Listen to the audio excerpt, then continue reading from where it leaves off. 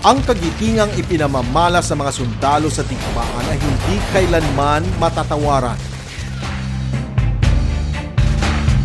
Bayaning turing kung sila'y tingnan, ngunit sa bawat pagkalabit sa gatilyo ng baril, katumbas nito ang buhay na handa nilang itaya para sa bayan.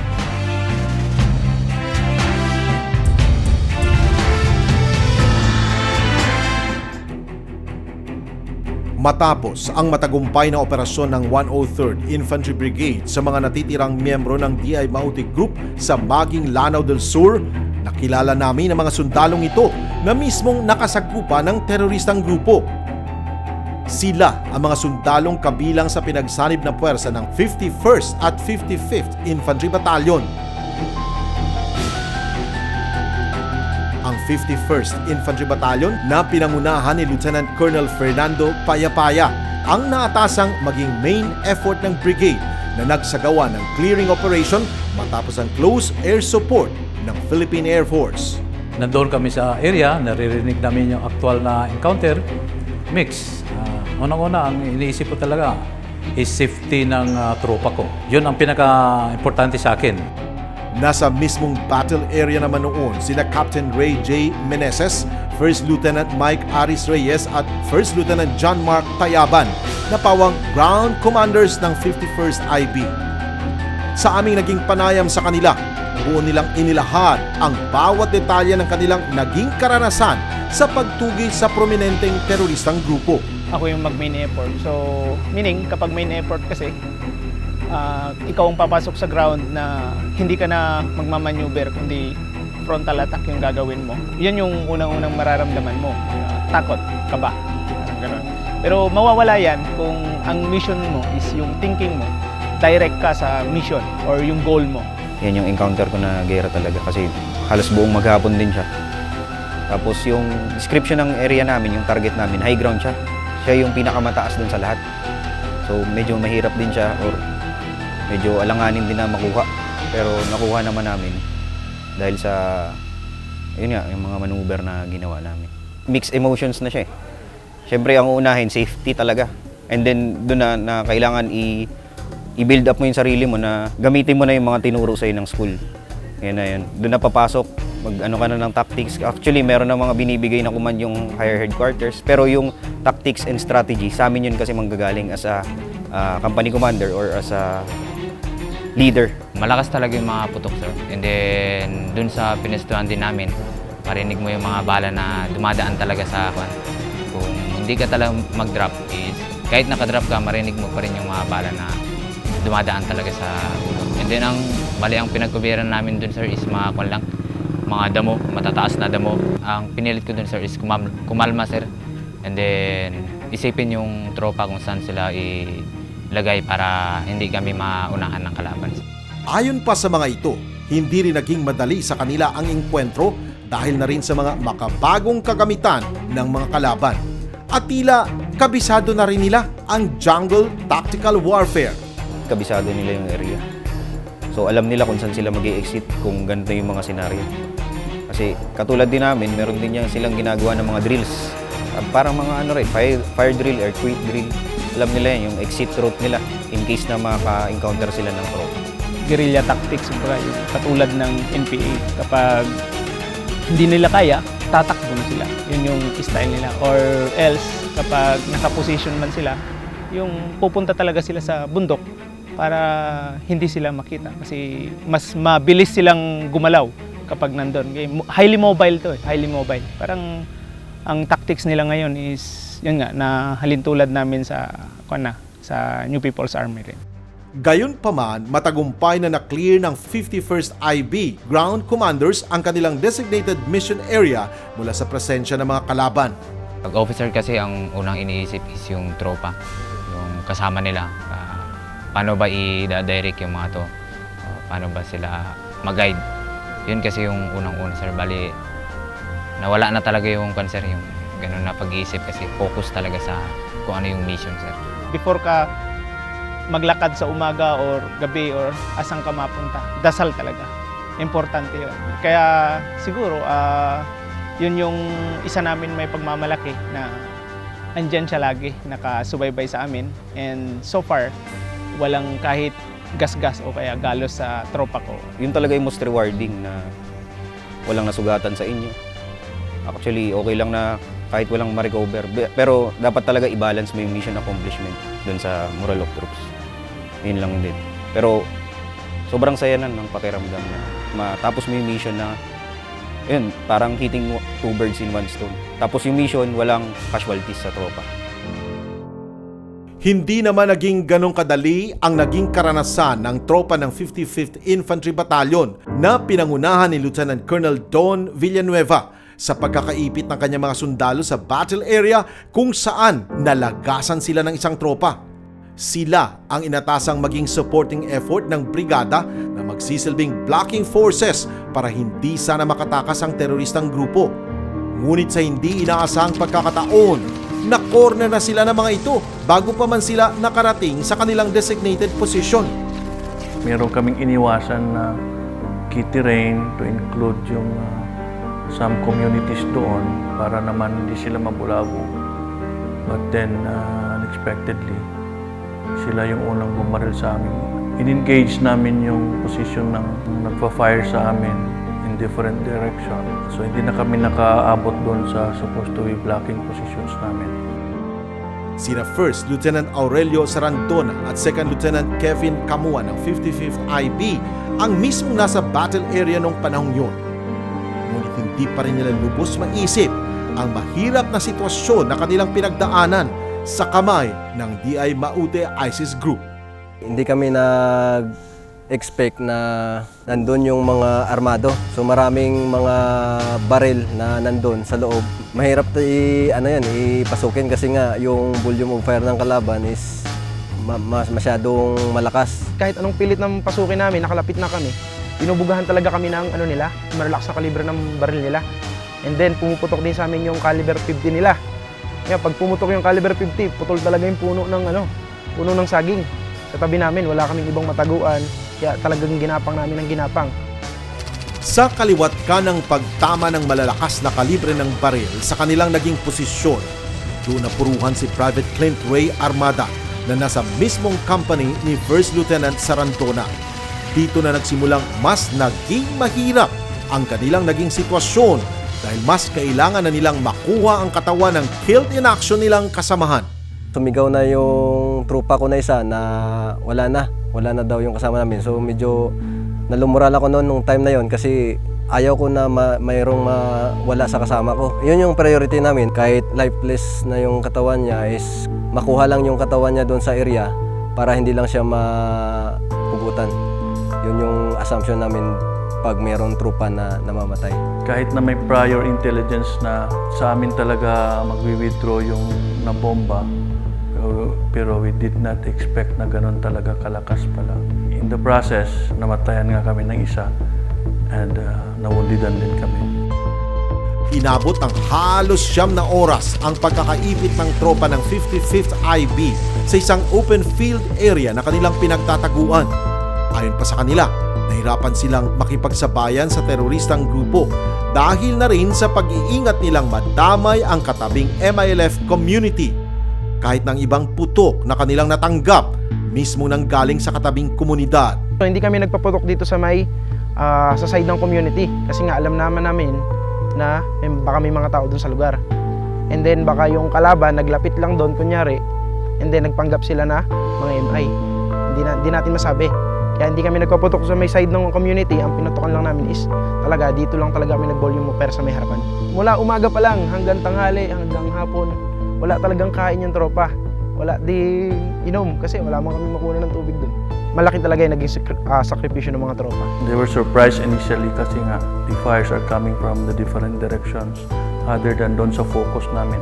Supposed to be sa harap. We managed maneuver and seek safer grounds to engage those fighters na nakapalibot initially sa amin. Nahirapan man ang 55th IB sa nangyaring labanan at pagkamatay ng kanilang kasamahan.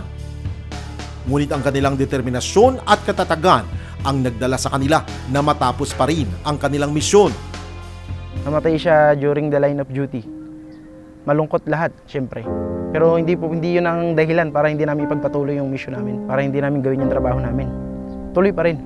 Kasi kung hindi namin gawin yung trabaho namin, baka mas marami pang malaga sa amin, di ba? Marami pa kaming kailangan i-improve sa kumpanya namin kasi lessons learned na yung mga previous na nangyari. Kailangan araw-araw or every week mayroong refresher sa kumpanya. Kung hindi lang kami siguro nakapag-prepare physically and mentally, mahihirapan dahil initially we were pinned down for how many hours. Then we were fired upon by heavy caliber machine gun.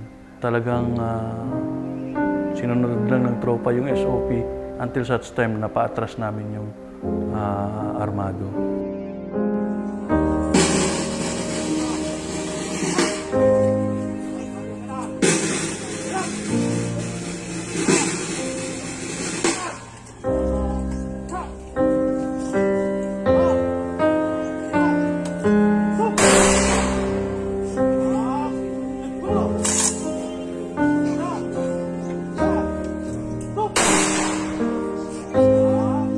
Nagpaabot naman ng pakikiramay ang sandatahang lakas sa pamilya ni Private Armada sa kanyang ipinakitang kabayanihan at pagtupad ng kanyang sinumpaang tungkulin. Hindi man agad lubos maisip ng pamilya ni Private Armada ang kanyang maagang pagkawala. Ang kanyang nagawa bilang sundalo ay lubos nilang ipinagmamalaki. Sakit kayo sa kasing-kasing mawadat ako sa kabutan nga anak. Pero tungod nga umaiyahang pangandoy sa kinabuhi nga mahimo siyang usa ka sundalo sa itong nasod. Kaming ako nga amahan wala po ko gaduot niya nga mahimo sa sundalo, wala po ko kapugong niya nga mahimo sa sundalo. Tungod kay pangandoy niya nga makatabang sa itong nasod. Ang masasabi ko sa tulong na ibinibigay ng financial assistance ng Philippine Army is sulit talaga kasi hindi nila kami iniwan, tuloy-tuloy pa din nila kami ina-assist hanggang ngayon. Siya yung breadwinner sa family. Napakabata pa niya. Tanggap naman ng family niya na yun ang kapalaran din ng pagiging isang sundalo. Yung kalahati ng aming katawan ay sabi nga nasa hukay na. Kaya nga as fast as possible ayaw naming mangyari yan ulit. Hanggang sa huling hantungan na itatak na sa kasaysayan ng lalawigan ng Lanao del Sur ang pangalan ni Private Clint Ray Armada bilang isang tunay na bayaning sundalo. Proud kay ko siya ha. Tungod kay mahimo siyang bayani sa mga kasundaluhan. Part of our job talaga yan. Importante, maintain lang yung confidence mo, fighting spirit, yung war-fighting skills ng individuals, tsaka yung small units namin, tuloy-tuloy lang. So, accepted na talaga namin yun na yun ang faith ng aming mga kasamahan.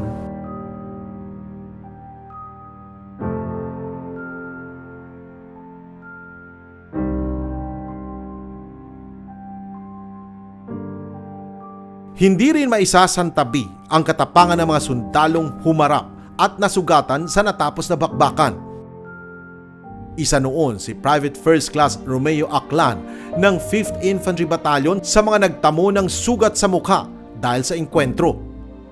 Sa kanyang pagharap sa aming grupo, kitang-kita namin sa kanyang naging karanasan ang katapangang kanyang ipinamalas sa gitna ng digmaan.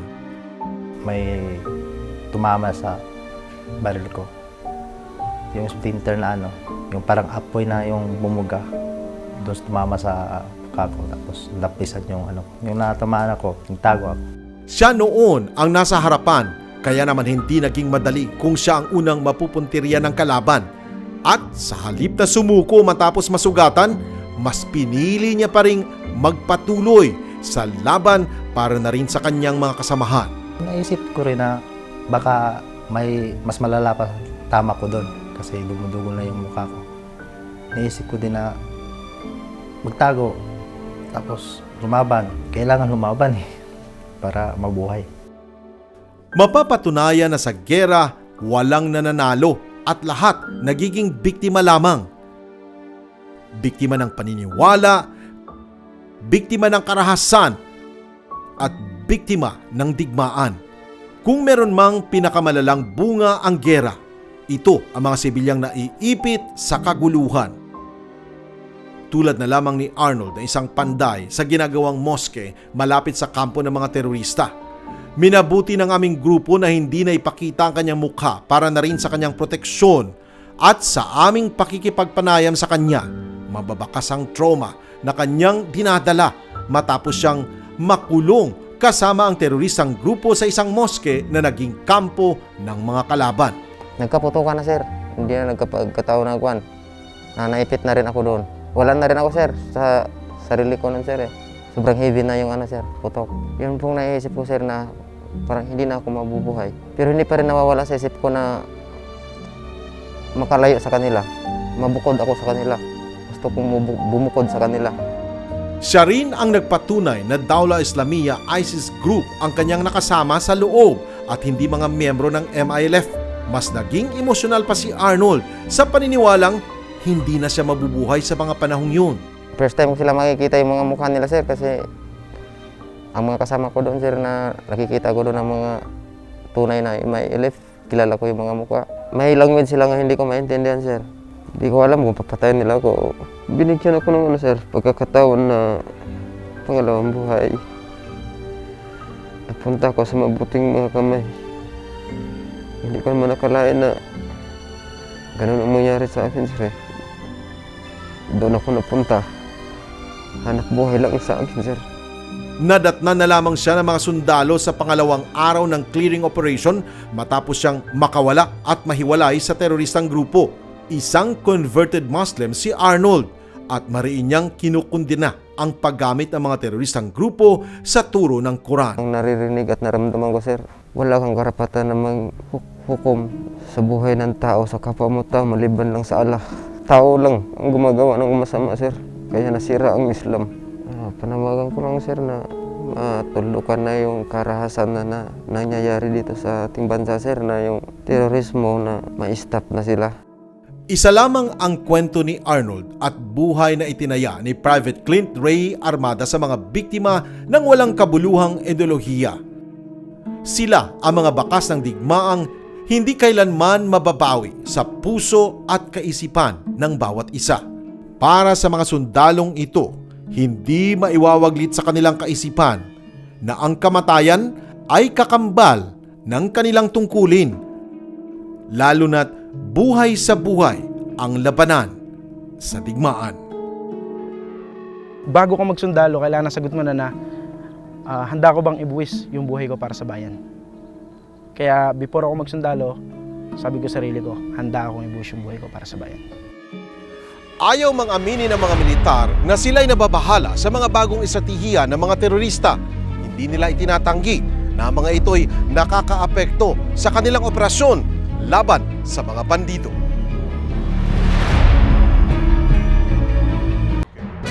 Magandang gabi, Pilipinas!